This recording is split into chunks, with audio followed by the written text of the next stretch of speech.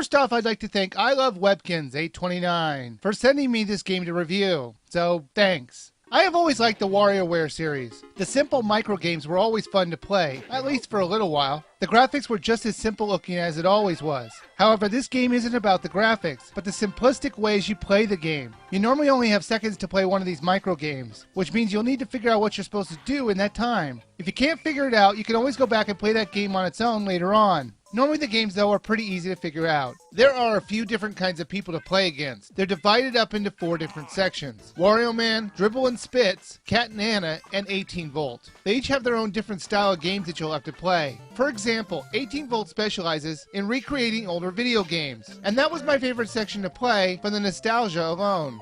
There's also comics and music to watch and listen to. The music can be just played, or you can play it in a game form. In order to listen to the notes, you have to go flying into them. And while I thought it was an interesting idea, in the end it was more fun just to listen to the music. The comics were shown in 4 panels, and they range from amusing to downright stupid. I think the comics were worth looking at one time, but after that you won't bother with it too much. This title has 72 microgames for you to play in total, but the meat of this title comes from the fact that you could download new games. You can easily go online and get new games free of charge. The great part about this is that you'll be playing games that other people have created, hence the do-it-yourself part of the title. Unfortunately, if you want to make your own microgames, then you're going to have to buy the DS title. This game is called Do-It-Yourself Showcase for a reason. Its main function is a showcase of user-made games. I do wish the WiiWare title had at least a light version of the editor, so we could try it out and see if we like it, and that would encourage us to buy the real title. But oh well. After you finish the user-made game, it asks you to fill out a survey of what you thought of the microgame. It's completely optional, but if you choose to do it, they'll have you rate the game from 1 to 5 stars, and then they'll have you put a comment in for the author.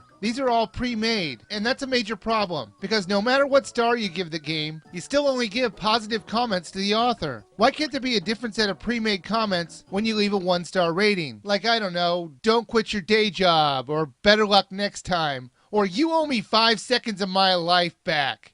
WarioWare Do-It-Yourself Showcase is only 800 Wii points, and if you're a fan of the series, you won't be disappointed. The ability to download new games gives it a long lifespan and replayability, assuming that the user base increases a little bit, because right now it's pretty slim pickings. But while it is disappointing that there isn't any editor in this version, there is still plenty of content and future content to justify your 800 Wii points, so I think the game is worth a buy.